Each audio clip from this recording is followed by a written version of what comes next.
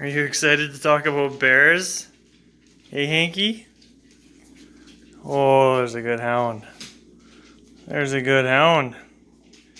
Hey, bear hound. Hey, bear hound.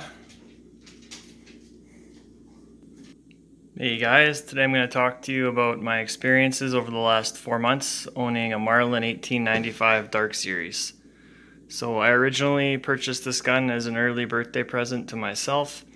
I just got into running hounds and running a big game hound in the pursuit of a spring bear. I've always been an avid spring bear hunter, but always just spot and stock.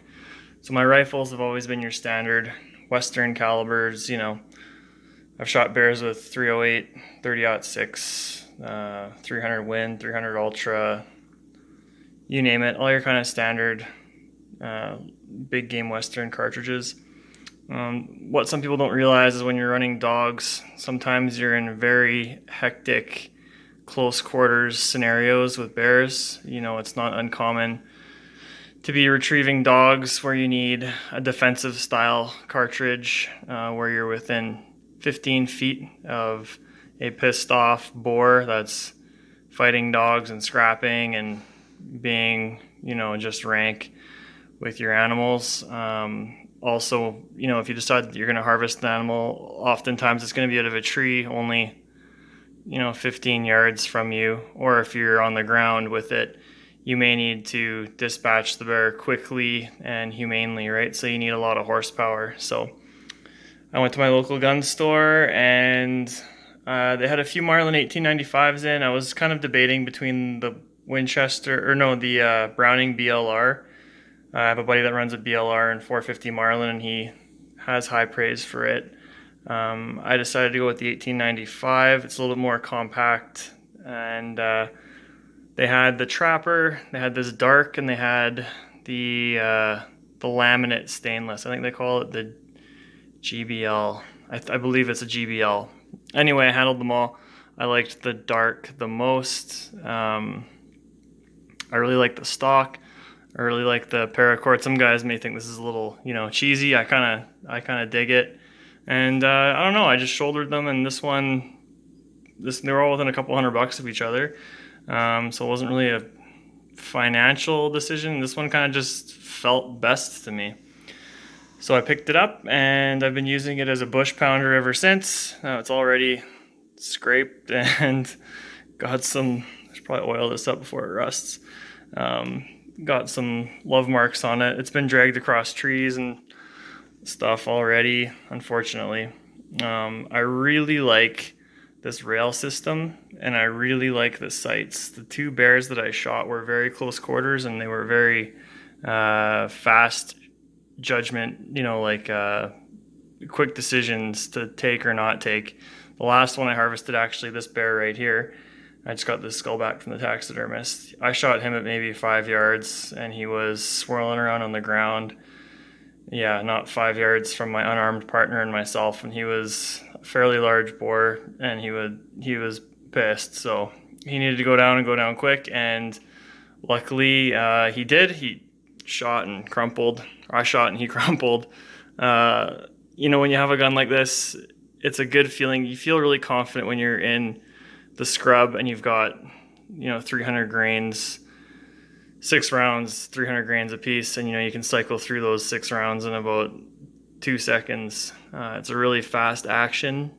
I don't have any complaints with the action smoothness. There aren't any sharp edges. The fit and finish guys complain of, I think, has more or less been resolved by Marlin Remington. Because you do get a lot of mixed reviews. Lots of guys say, well, it's not the JM Marlin, so it's not of the same quality. I do actually own a JM Marlin. My uncle just gave me one a couple weeks ago, but up until this point I hadn't ever handled one. And to be honest with you, compared to the 60s era Marlin 1894 that my uncle gave me to this, there aren't a lot of fit and finish differences in my opinion. This one might actually be better. So yeah, what else can I tell you? I don't know, when you have this gun, it's a compact, tight little gun. When you have it slung over your shoulder, the barrel's lower than your head, so you're not getting hung up on bush. It's light, so you can carry it all day through the thicket. I do have a couple recovered rounds. So this is a 300 grain blue box Winchester, and those are what they look like recovered from a bear. So these are two separate bears that were shot, and these are recovered bullets. In both cases, they were on the opposite shoulder. So both bears were hammered through the shoulder, and the bullets were resting on the hide on the opposite side. So that's another benefit when you're hunting with dogs. You want to be able to shoot the bear and not have a pass through and potentially wound one of your dogs or one of your hunting partners. Not that you should probably be shooting in the direction of your hunting partners anyway. So yeah, these are just the really basic blue box Federals. Really